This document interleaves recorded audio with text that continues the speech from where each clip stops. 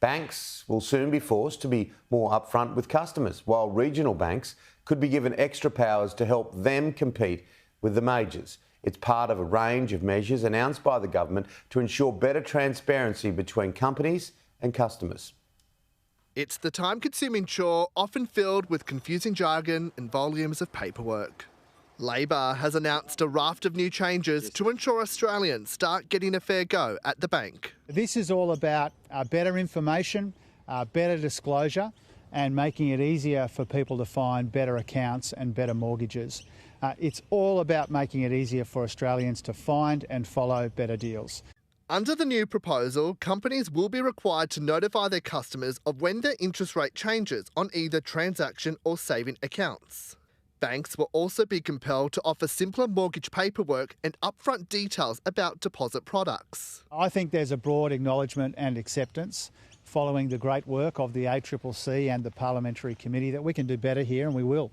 And that's what these changes are about. We will work with the banks and with the community more broadly to bed them down. It follows two separate inquiries by the competition watchdog to ensure customers get the best deal for them and to improve their experience at the teller.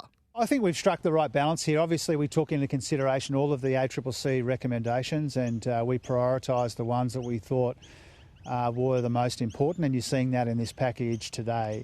You know, this is not necessarily the end of the changes that we want to make life a bit easier for people in the banking system, but it's an important set of steps that we are taking, initial set of steps responding to that good work by the ACCC and by Daniel Molino's committee.